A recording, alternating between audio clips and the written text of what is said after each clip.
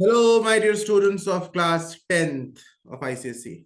Physics of class 10th का revision इमेवेट academy में already start हो चुका है। लेक्चर 1, लेक्चर 2, लेक्चर 3 ऑलरेडी हमने यूट्यूब पर डाल दिया है। This video is physics revision session number 4। Here work, energy and power, इस चैप्टर को हम डिस्कस कर रहे हैं। इसके पिछले वाले लेक्चर में हमने इस चैप्टर को रादर स्टार्ट किया था, और उसके भी पहले वाले लेक्चर में, मतलब लेक्चर 2 में और लेक्चर 1 में, हमने चैप्टर नंबर 1 फोर्स को पूरी तरह से कंप्लीट किया था। ओके, पूरा चैप्टर को हमने डिस्कस किया था इन लेक्चर 1 एंड लेक्चर 2। उसमें बहुत इंपॉर्टेंट कॉन्सेप्ट्स, बहुत इंपॉर्टेंट क्वेश्चंस, सभी चीजों को हमने देख लिया था।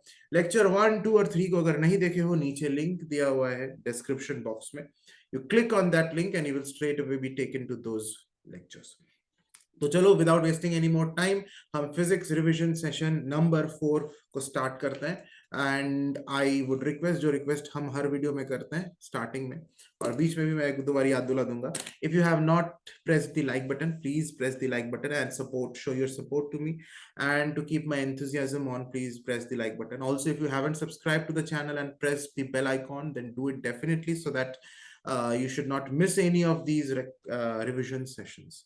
Please share with others also, and don't forget to comment below what do you think about these revision sessions, how useful you are finding them. चलो, now पावर के ऊपर हम कुछ क्वेश्चन करेंगे अभी।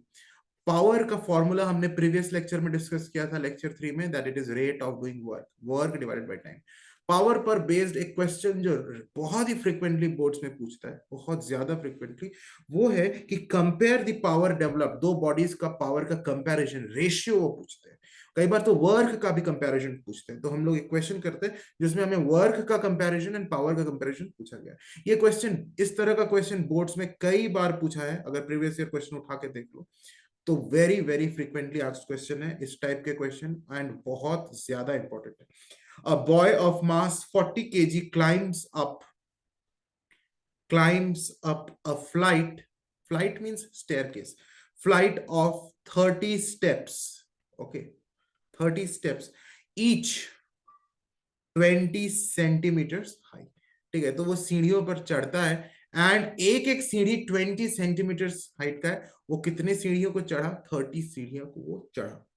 ओके, कितने टाइम में? इन 2 मिनट्स, 2 मिनट में करके। And a girl of mass 30 kg, okay, the mass of the girl is less than the mass of the boy, 30 kg girl का मास है, does the same in 1.5 minutes. Wow, okay, जल्दी कर ली। लड़का पीछे रह गया, लड़की आगे निकल गई। ऐसा ही होता है जनरली। कंपेयर नहीं सर, ऐसा मत बोलिए, आप लड़कियों का पक्ष ले रहे हैं, बॉयज भी करते हैं, ऐसा नहीं है। Okay, compare the work done, compare the work done and number 2 the power developed by them. अब देखो, पहला क्वेश्चन में पूछा है कि अब दोनों का, the boy and the girl, work done by the boy and work done by the girl, इन दोनों का रेशियो निकालो। कंपेयर का मतलब ये रेशियो बताओ। देखो कि दोनों का रेशियो क्या आता है, कितना लड़के के कंपैरिजन में लड़की कितना काम की, या लड़की के कंपैरिजन में लड़का कितना काम किया। अच्छा, और दोनों का फिर पावर डेवलप्ड बताओ। पावर बताना, तुम लोग देखना कि ऐसा नहीं है कि पावर दोनों का अलग आएगा, स्ट्रेंज, लेकिन दोनों का पावर सेम आ जाएगा, पावर डेवलप्ड। हाँ, अभी देखना, खुद खुद सॉल्व करेंगे। तुम लोग सॉल्व करो, नोटबुक निकाल लो, सिर्फ देखो मत, नोटबुक निकालो, चलो इसको सॉल्व करो। बॉय का दिया हुआ है क्या क्या, एंड गर्ल का दिया हुआ है क्या क्या, दोनों का हम दो अलग अलग कॉलम्स में करते हैं। बॉय का मास दिया हुआ है 40 kg। जी तो हमने वही जी है, तो जो दोनों केसेस में हम यूज करेंगे 10 मीटर पर second square, this is given. And height h, height travelled और डिस्प्लेसमेंट ऑफ द बॉय, कितना हाइट वो चढ़ा, 30 स्टेप्स चढ़ा, ईच 20 सेंटीमीटर हाई, यानी 30 इंटू 20, 600 सेंटीमीटर वो चढ़ा। 30 इंटू 20, वो कितना हाइट ऊपर गया? 600 सेंटीमीटर ऊपर चला गया, इतना हाइट पर वो ऊपर गया। इसको तुरंत मीटर्स में कन्वर्ट कर लेते हैं, 600 सेंटीमीटर से 6 मीटर्स, ऐसा यूनिट में कर लिया। तो work done by the boy, work done का formula force into displacement, force into displacement, यही फॉर्मूला होता है। ओके, बेसिकली ये ग्रेविटेशनल वर्क डन है, तो फोर्स इनटू डिस्प्लेसमेंट, फोर्स की जगह हम लिखेंगे mg, means the wait of the boy, and s is the कितना डिस्टेंस पे चढ़ा, s की जगह पे h, mgh। वैसे भी डायरेक्ट तुम mgh का आपसे यूज करना, जब भी हमें वर्क डन अगेंस्ट ग्रेविटी निकालना है, जब भी हमें याद रखना इस चीज को, work done against gravity, gravity means gravitational force, तो हम यूज करेंगे mgh। कोई नया फॉर्मूला नहीं है, mg is nothing but force, the wait of the body, जितना वेट लगा उस बॉडी को उठाने के लिए। ओके, mg वेट का फॉर्मूला होता है mg, और h is displacement, height s। ये mgh कुछ नहीं है, फोर्स इनटू डिस्प्लेसमेंट ही है। ओके, साइन थीटा कहा गया सर, आप बोलते हैं वर्क डन का फॉर्मूला माइंड में आ रहा होगा sir, F S cos theta होता है, sir not sine theta, cos theta, F S cos theta होता है ना, तो आप तो एफ इंटू एस बस बोल रहे, कॉस थीटा कहाँ गया। अरे भाई, कोई ऑब्जेक्ट अगर ऊपर उठाया जा रहा है, डिस्प्लेसमेंट ऊपर एंड अगेंस्ट दी ग्रेविटी बोल रहे हैं, तो ग्रेविटी नीचे लगता है, अगेंस्ट दी ग्रेविटी तो फोर्स लग रहा है, तो दोनों के बीच का एंगल थीटा 0 डिग्री है, यानी कॉस थीटा कॉस 0 यानी 1 है, तो work done is force into displacement हुआ ना। और इसी फोर्स को मैं बोल रहा हूँ weight of the body, and displacement is h, तो वर्क डन इज mgh। समझ में आया? और मान लो work done against the force of gravity ना बोलकर अगर बोल रहा है work done by gravity in lifting a body upwards, तो बॉडी को ऊपर उठाया जा रहा है और फोर्स ग्रेविटी नीचे लग रहा है, ठीक है, फोर्स ऑफ ग्रेविटी नीचे लग रहा है, तो थीटा 180 डिग्रीज है, इस केस में थीटा 180 डिग्री है, यानी f into S cos 180, cos 180 का वैल्यू -1 होता है, तो work done minus F S हो जाएगा। और ये माइनस साइन सिर्फ इंडिकेट कर रहे हैं कि नेगेटिव वर्क डन है, मैग्नीट्यूड तो एफ एस ई है ना, इसीलिए एम जी एच ही होगा, और हमें न्यूमेरिकल्स में सिर्फ मैग्नीट्यूड से मतलब है, ये माइनस प्लस नेगेटिव वर्क है कि पॉजिटिव वर्क है कोई मतलब नहीं, इसलिए वर्क डन बोले तो एमजीएच ही होगा। अगर साइन को लोगे तो जब बॉडी को ऊपर उठाया जा रहा है तो work done by gravity minus MGH होगा, लेकिन माइनस लिखने की जरूरत नहीं है। बेसिकली याद रखना, work done by force of gravity बोले या work done against force of gravity बोले, वो क्या हो जाएगा, mgh, वही हमने किया। Mass of the boy m1 है, तो लिख देते 40, g is 10, height is 6 meters. तो इसको सॉल्व करेंगे तो आएगा, चलो अभी सॉल्व नहीं करते हैं, ऐसे ही रखते हैं, क्योंकि बाद में तो हमें रेशियो निकालना है, कट कुट हो जाएगा, इतना जूल्स। गर्ल का करते हैं, गर्ल हल्की फुल्की लड़की है, 30 kg। Okay, gravitational acceleration due to gravity 10 meter पर सेकंड स्क्वायर, कितना हाइट चढ़ी, ये लड़की भी उतना ही चढ़ी, क्योंकि लिखा हुआ है डज द सेम, मतलब सेम काम की, 600 सेंटीमीटर्स ऊपर चढ़ गई। And work done by the girl is also mgh, इस बार m2 ले लिया, मास 30 इंटू 10 इंटू 6। हमें निकालना है फर्स्ट, सॉल्व नहीं करते हैं इसको, यहाँ पे इतना करते हैं, काटना ही है ना, हमें रेशियो निकालना है। हमें रिक्वायर्ड रेशियो क्या है, कंपेयर द वर्क डन, तो work done bye boy divided by work done by the girl, ये निकालना है। वर्क डन बाय बॉय कितना है, 40 इंटू 10 इंटू 6, यहाँ 30 इंटू 10 इंटू 6, देखो 10 10 कट गया, 6 6 कट गया, इसीलिए मैं बोल रहा था सॉल्व मत करो, कई बार बुद्धि लगाओगे ना तो बिना सॉल्व किए मिल जाएगा। 4/3 यानी 4:3, कितना इजीली हो गया, सॉल्व मल्टीप्लाई करोगे, यहाँ मल्टीप्लाई करोगे, फिर काटोगे, इतना टाइम बर्बाद होगा, यहाँ डायरेक्ट 4:3 आ गया। वर्क डन कंपैरिजन, यानी boy does more work, girl does lace work, ठीक है। Basically boy does not do, यहाँ पे लिखने का तरीका है कि वर्क डन जब हम बोल रहे हैं तो ये क्या है, वर्क डन बताना पड़ेगा, मीनिंग पूरा कंप्लीट क्या होगा, the work done by the boy against the force of gravity, वैसा पूरा मीनिंग कंप्लीट होता है। तो work done by the boy against the force of gravity is 4, and the work done by the girl against the force of gravity, उनके बीच का ratio is 4:3, this is the meaning, ठीक है ना। Power developed by them, तो power developed bye boy देखो यहाँ पर हमारा पावर सेम आ जाएगा, ऐसा जरूरी नहीं कि हर क्वेश्चन में दोनों का पावर सेम आ जाए। पावर डेवलप्ड बाय गर्ल, इसमें सेम आ गया इत्तेफाक से। पावर का फॉर्मूला क्या होता है? Work done by the boy divided by time taken by the boy, है ना। Power is work done by time, और नीचे girl, work done by the girl, power है ना, तो divided by time taken by the girl. Power is work done by time, तो boy का कितना? तो इस फॉर्मूला को थोड़ा सा और अच्छी तरह से लिखते हैं। Work done by the boy, नीचे हमारा आ गया work done by the girl, अच्छा, इनटू, अब देखो ये time taken by the boy and divided by time taken by the girl, इसको जब हम मल्टीप्लाई करके लिखेंगे तो ये पूरा फ्रैक्शन रेसिप्रोकेट हो जाएगा, ऊपर आ जाएगा time taken by the girl divided by time taken by the boy. कुछ नहीं है, सिंपल मैथ्स है। अब हम work done by the boy divided by work done by the girl, ये रेशियो हम जानते हैं, work done bye boy divided by work done bye girl is 4:3। तो यहां पर हम पुट करेंगे 4/3 इनटू, अब ये time of taken by girl divide by time taken by boy, तो गर्ल ने, बॉय ने टाइम लिया कितना? 2 मिनट्स, गर्ल ने टाइम लिया कितना? 1.5 minutes. You don't have to convert it to seconds, क्योंकि रेशियो में मिनट मिनट कट जाएगा, इसलिए कोई टेंशन नहीं है, हमें आराम से हमारा आ जाएगा। यहां पर बॉय का ऊपर में है गर्ल का टाइम, गर्ल ने लिया 1.5 मिनट्स, 1.5, बॉय ने लिया 2 मिनट्स।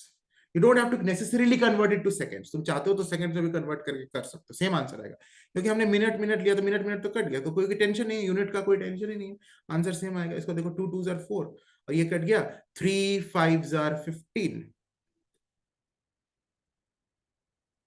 और यहाँ 0.5, ठीक है, क्योंकि डेसिमल है, तो 0.5 इंटू 2 इज 1, यानी रेशियो 1, तो नीचे 1 है, इसका मतलब यानी रेशियो इज 1:1। तो दोनों का पावर का ratio, power developed bye the boy, power developed bye the boy and power developed bye the girl is 1:1। काफी पूछता है एग्जाम में इस तरह क्वेश्चन, काफी ज्यादा पूछता है। इस क्वेश्चन को देख लिया सबने, बड़ा इंटरेस्टिंग क्वेश्चन था, बड़ा इंटरेस्टिंग। इसी टाइप का एक और क्वेश्चन करते हैं, very very similar question. A man raises a box of mass 50 kg to a height of 2 meters in 20 seconds, while another man raises the same box to the same height in 50 seconds। देखो, बिल्कुल similar question है। Compare the work done, number 1 था ये, and number 2 the power developed by them. एकदम same to same question है, मैं दो question very similar करा रहा हूं ताकि तुम्हें ये क्वेश्चंस बोर्ड्स में आए तो एकदम बना सको बहुत चुटकी बजा के। दोनों बेसिकली एकदम सिमिलर क्वेश्चन है। A man raises a box of mass 50 KG का बॉक्स उठाता है, कितना हाइट तक? Of 2 meters height in 20 seconds. Well another man, तो दो मैन है, एक है फर्स्ट मैन, एक सेकेंड मैन, दोनों का लिखते अलग अलग। फर्स्ट मैन ने कितना मास को उठाया? पिछले क्वेश्चन में the boy himself went up stairs, इसलिए मास था वो उसका खुद का मास, लेकिन इस बार बॉक्स को ऊपर उठाया गया, खुद ऊपर नहीं उठा, बॉक्स को उठाया गया, इसलिए बॉक्स का मास 50 केजी। और सेकेंड मैन का कितना बॉक्स उसने उठाया? While another man raises the same box, यानी सेम बॉक्स है तो 50 kg to the same height. Okay, height भी सेम है, इसका भी 2 मीटर इसने उठाया, इसने भी 2 मीटर उठाया, सेम हाइट इन 50 सेकेंड्स। पहले इंसान ने 20 सेकेंड्स में उठाया, दूसरे इंसान ने 50 सेकेंड्स में उठाया। अब बोल रहे हैं वर्क डन, तो पहले निकालते हैं वर्क डन बाय, डायरेक्ट करते हैं, क्या लिखने की जरूरत है अलग अलग। फर्स्ट क्वेश्चन में हमें क्या निकालना है? ये रेशियो निकालना है। कंपेयर का मतलब ही है रेशियो निकालो। Work done bye first man divided by work done by the second man, एक साथ ही लिखते हैं एक ही बार में। तो इसका एमजीएच डिवाइडेड बाय इसका एमजीएच, तो एम जी, जी तो ऑलरेडी हमें क्वेश्चन में दिया हुआ है, जी दिया हुआ है बच्चा, जी दिया हुआ है कितना, 10 न्यूटन पर केजी, ये क्वेश्चन में दिया हुआ है। नहीं भी दिया होगा तो जी जी कट जाएगा। 10 9.8 भी लोगे तो नीचे 9.8 लोगे तो कट जाएगा, 10 लोगे तो नीचे भी 10 है, कट जाएगा, कोई टेंशन नहीं है। एम जी एच, एच कितना है 2 मीटर्स, नीचे में work done by second man is M G is again 10 and time is 50 H.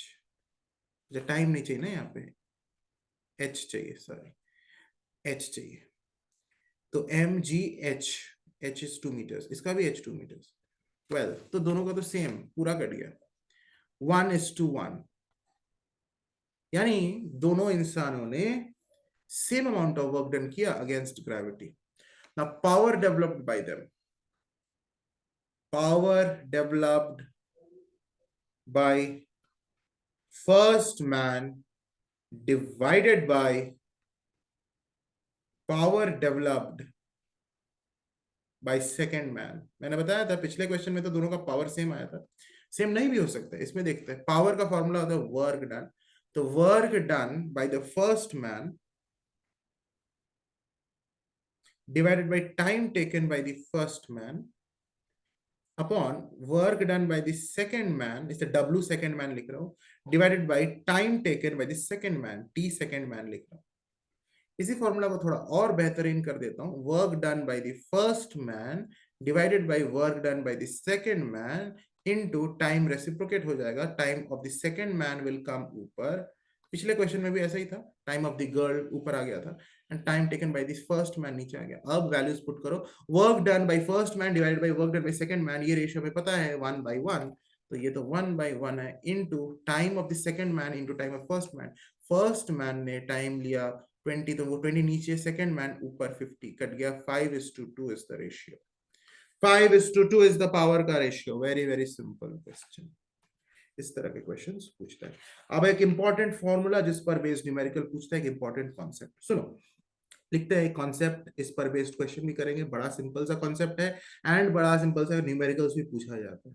If a constant force F acts on a body, acts on a body and it displaces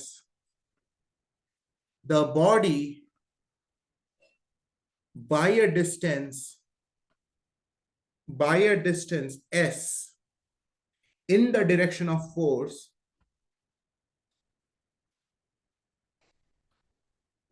in the direction of force in time t, then work done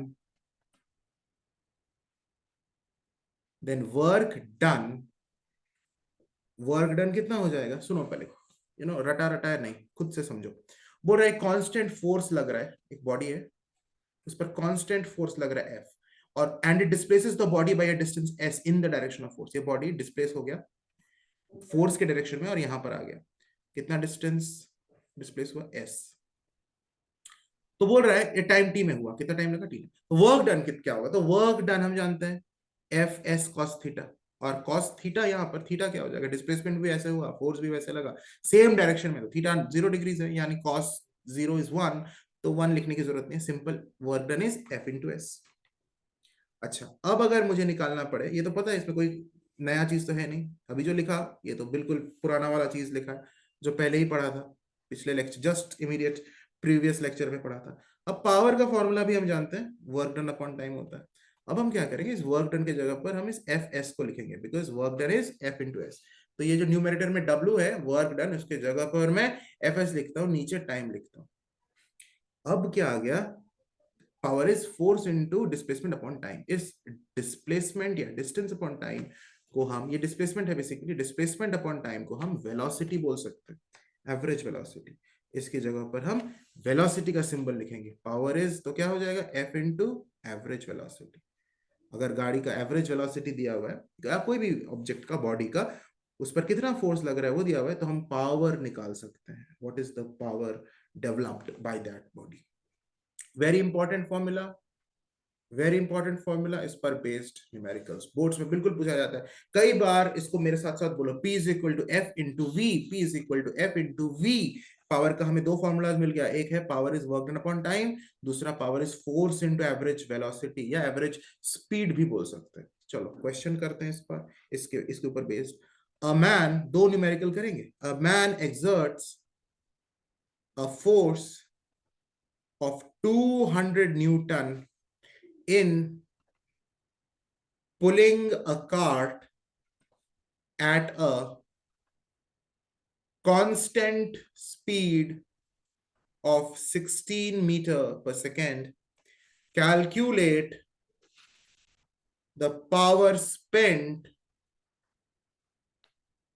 by the man.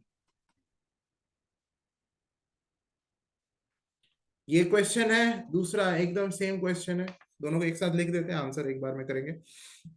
An ox can apply a maximum force of 1000 Newton. It is taking part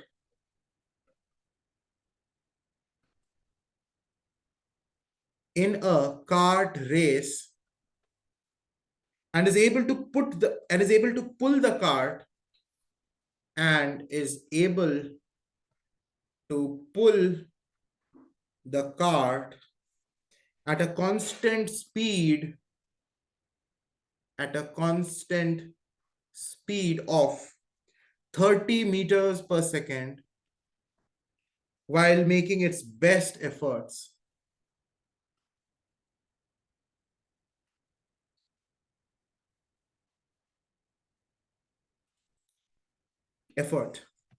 Calculate the power developed by the ox.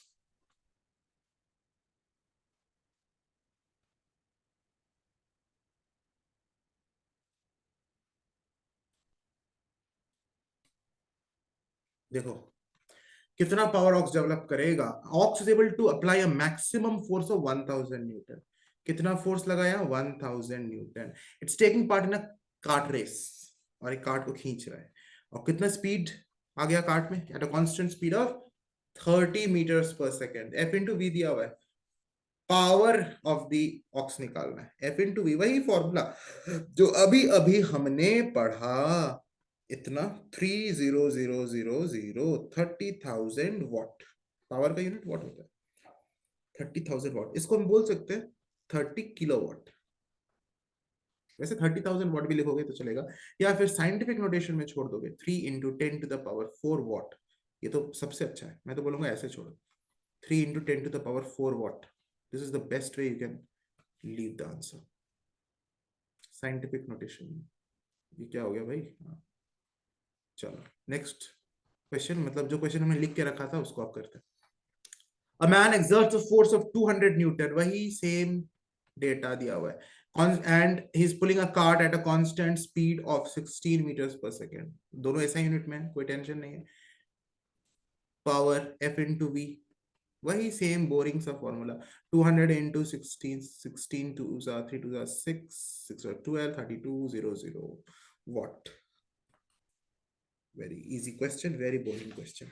Okay, simple सा है, कुछ इसमें था नहीं। चलो अब क्या करते हैं, अब हम डिफरेंट फॉर्म्स ऑफ एनर्जी के बारे में डिस्कस कर लेंगे। इसमें तुम्हें जो पढ़ना है वो है gravitational potential energy and kinetic energy. Okay, इसमें काफी इंपॉर्टेंट क्वेश्चंस आते हैं एंड इन्हीं को अच्छे से जानना पड़ेगा, then only you will be able to do a very important topic in this chapter which is principle of conservation of energy. बहुत ज्यादा इंपॉर्टेंट टॉपिक है principle of conservation of energy, और उसमें से इतने बेहतरीन क्वेश्चंस बनते हैं principle of conservation of energy पर, तो बहुत मजेदार। तो बेसिकली यहाँ पर हमें कुछ फॉर्मूलाज को रिवाइज कर लेना है। ग्रेविटेशनल पोटेंशियल एनर्जी लिखो मेरे साथ साथ इन रिवीजन की पॉइंट्स को भी। ग्रेविटेशनल पोटेंशियल एनर्जी, इसको यू से डिनोट करते हैं, इसका फॉर्मूला होता है mgh। Kinetic energy of a body, जो कि डेवलप होता है जब बॉडी मोशन में रहता है, जिसे हम k से डिनोट करते हैं, उसका फॉर्मूला होता है हाफ एम वी स्क्वायर। ठीक है, ये आई थिंक ये बहुत इजी भी है, तुम लोग ऑलरेडी जानते हो, फिर भी लिख लो। अच्छा, मैं अगर पूछूं what is that common factor on which both gravitational potential energy as well as kinetic energy depends, वो कॉमन फैक्टर क्या है? What is the common factor on which both the gravitational potential energy as well as kinetic energy of a body depends? बताओ, formula में दिख रहा है क्या symbol common है? मास। दोनों में मास है, वैसा कोई और सिंबल है जो दोनों में है? नहीं है। मास ऑफ द बॉडी, के ऑफ अ बॉडी डिपेंड्स, तो लिखेंगे मास ऑफ द बॉडी। यही वो कॉमन फैक्टर है जो दोनों काइनेटिक एनर्जी बोलो चाहे ग्रेविटेशनल एनर्जी बोलो, दोनों को इफेक्ट करता है, यानी इस मास पे डिपेंड करता है ये दोनों। ठीक है, अब रिलेशन, एक छोटा सा डेरिवेशन है जो कि कई बार पूछ देता है और इस फॉर्मूला पर बेस्ड बहुत क्वेश्चन पूछता है। रिलेशनशिप बिटवीन, मैं बेसिकली क्रैश कोर्स टाइप का करा रहा हूं, एक बार इन रिवीजन सीरीज को पूरा देखोगे, कितने बेहतरीन तरीके से तुम्हारा फिजिक्स का रिवीजन हो जाएगा, कॉन्फिडेंस लेवल कहां से कहां पहुंच जाएगा, तुम बोर्ड्स के दिन तुम रियलाइज करोगे। तो ये क्या बोल रहा है कि रिलेशनशिप यानी फॉर्मूला बताओ between kinetic energy and momentum. बड़ा इजी सा फॉर्मूला है। फॉर्मूला तो बेसिकली है k is equal to P square upon 2m। ये फॉर्मूला तो तुम्हें एकदम रटा रटा याद होना चाहिए। Kinetic energy is P square upon 2m। P is momentum, linear momentum को p से डिनोट करते हैं, लेकिन इसका डेरिवेशन भी हम लोग तुरंत देख लेते हैं, कोई है नहीं। लेट अ बॉडी, मान लो कि एक बॉडी है ऑफ मास m, उसका मास कितना है m, बी मूविंग, वो मूव कर रहा है, बड़ा इजी सा डेरिवेशन है, moving with a velocity v। ठीक है, क्या लिखा हमने, एकदम हलवा है कि एक बॉडी है जिसका मास m है, वो मूव कर रहा है वेलोसिटी v से, तो इसमें लीनियर मोमेंटम क्या होगा? Therefore linear momentum p in the body क्या होगा भाई? p हम जानते हैं linear momentum is the product of mass and velocity, p is mv, p is mv, पता है? अच्छा, एंड काइनेटिक एनर्जी, कितना काइनेटिक एनर्जी होगा? काइनेटिक एनर्जी के इन द बॉडी, वो मूव कर रहा है तो काइनेटिक एनर्जी होगा हाफ एम वी स्क्वायर। अभी अभी पढ़ा काइनेटिक एनर्जी का formula half M V square. इस पहले वाले फॉर्मूला में से क्या मैं v के जगह पर v के सब्जेक्ट बनाकर लिख सकता हूं? p अपॉन m लिख सकता हूं ना, v is p upon m। इसी v को यहां पर मैं सब्स्टिट्यूट करूंगा, यानी p अपॉन m लिखूंगा, हाफ m, v स्क्वायर है यानी p square upon m square, ऊपर एक m नीचे एक m कट गया, what we are left with half p square upon m। आ गया जो हमें चाहिए था, कुछ नहीं है। क्या आ गया कि kinetic energy k is equal to, ऊपर में है 1 इंटू पी स्क्वायर, जिसको पी स्क्वायर लिखो, और नीचे है 2m, P square upon 2m। यही तो मैंने लिखा था ना, k is P square upon 2m। एकदम रट लो इसको, और रटने का क्या, बड़ा इजीली फॉर्मूला डिराइव कर लिया, लेकिन रटना पड़ेगा टाइम सेव करने के लिए। एग्जाम में थोड़ी अब तुम इतने टाइम मिलेगा तुम्हें कि फॉर्मूला डिराइव कर करके सॉल्व करो, नहीं, एकदम रटाया होना चाहिए। k is P square upon 2m। Question करते हैं इस पर, बोर्ड्स में कई बार पूछा गया है इस तरह का question, very important question.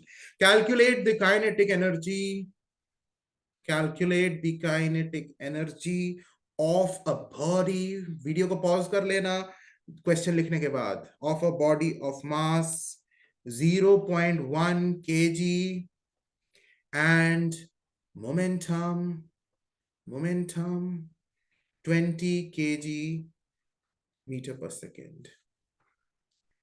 Calculate the kinetic energy of a body of mass दिया हुआ है हमारा कितना,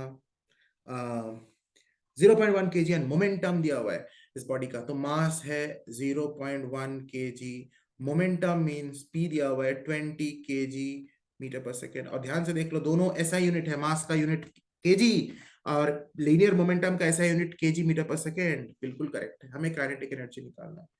काइनेटिक एनर्जी का फॉर्मूला अभी अभी किया, P square upon 2m। I hope भूले नहीं हो, पी स्क्वायर मतलब 20 इंटू 20, 2 बार पी स्क्वायर है इसलिए 2 बार 20 लिख दिया, मल्टीप्लाई कर दिया। 2 इंटू 0.1, ऊपर ये 0.1 को 1 बनाएंगे तो ऊपर में 10 से मल्टीप्लाई कर देंगे, कुछ नहीं है, डेसिमल हट गया, 1 प्लेस ऑफ डेसिमल था। 2 5 10 आ गया हमारा कितना, 20 इंटू 5 100, 100 2 200 और एक 0, 2000 joules kinetic energy of the body came 2000 joules. इसको हम साइंटिफिक नोटेशन में ऐसा लिखेंगे तो बड़ा मजा लगेगा हमें। 2 into 10 to the power 3 joules. Okay, ऐसा छोड़ेंगे तो अच्छा लगता है। This is the correct way of leaving the answer. उसके बाद next question, how fast, very important question, boards में आया हुआ क्वेश्चन है और कई बार इस टाइप के क्वेश्चन पूछा है। How fast should a man, how fast should a man, काफी इंपॉर्टेंट न्यूमेरिकल्स हम कर रहे हैं। वेइंग 600 न्यूटन रन, एक व्यक्ति है जिसका वेट है 600 न्यूटन, कितना फास्ट उसको दौड़ना चाहिए, how fast he should run so that his kinetic energy is 750 joules. जी लेने के लिए बोला है 10 न्यूटन पर केजी, 10 न्यूटन पर केजी यानी 10 मीटर पर सेकंड स्क्वायर। बताओ तो कितना फास्ट दौड़ना है जिसका वेट है 600 न्यूटन, यानी फोर्स है 600 न्यूटन, वेट है ना, एमजी है ना, ये तो एमजी है, वेट है उसका एमजी है। अगर हमें इसका मास निकालना है और जी दिया हुआ है तो मास क्या होगा, अरे भाई वेट जो होता है वो एमजी होता है, वेट दिया हुआ है 600 न्यूटन, मास निकालना है, जी दिया हुआ है 10, तो मास क्या हो जाएगा, मास हो नहीं जाएगा 600 divide by 10, 60 KG, 60 KG directly लिखो, 10 से डिवाइड कर दो वेट को, यानी जी से डिवाइड कर दो वेट को, मास आ जाएगा। जी हमारा 10 है, अगर जी 9.8 बोलता तो हम 600 को 9.8 से डिवाइड करते, यहाँ जी 10 लेने बोला, आराम से 10 से कट गया, 60 केजी मास आ गया। मास क्यों चाहिए, क्योंकि हम काइनेटिक एनर्जी का फॉर्मूला यूज करेंगे जिसमें मास चाहिए, M half M V square होता है, तो ये मास चाहिए ना, इसलिए तो मास आ गया हमें। इसका काइनेटिक एनर्जी कितना होना चाहिए, दिया हुआ है 750 जूल्स होगा तब, तो फॉर्मूला यूज करेंगे हाफ एम वी स्क्वायर, के जगह पर 750, हाफ मास कितना 60, वी स्क्वायर, यही वी हमें चाहिए, उसका वेलोसिटी कितना होना चाहिए, मतलब स्पीड कितना होना चाहिए, how fast he should run. तो 750 इंटू 2 हो जाएगा डिवाइडेड बाई 60, तो वी स्क्वायर हो जाएगा 750 इंटू 2 डिवाइडेड बाई 60, ये कट गया 0 0, 2 3 आर 6, ये काटो 3 3 2 आर 6, 1 है, 3 5 are 15, okay, V square is 25, तो वी कितना, वी हो जाएगा प्लस माइनस 5, और माइनस तो हो नहीं सकता, स्पीड नेगेटिव पॉजिटिव लेकिन ऑब्वियसली, तो +5 मीटर पर सेकेंड, ये स्पीड होगा उस व्यक्ति का जो कि दौड़ रहा है, जिसका वेट है 600 न्यूटन और उसको एनर्जी बनाना है अपना, काइनेटिक एनर्जी कितना 750 joules, therefore the speed with which he should run is 5 meter पर सेकेंड। ऑलराइट, इसी तरह के और क्वेश्चंस एंड इस चैप्टर को हम आगे ले जाएंगे, चैप्टर काफी लंबा है, समय लगेगा थोड़ा, और हम इसी तरह से हम आगे के चैप्टर्स को भी कवर अप करेंगे, मेरा तो यही प्लान है, but I want your support, your love, please do like, subscribe, share and also right in comments how are you feeling about this revision session. Thank you all of you, god bless you, take care.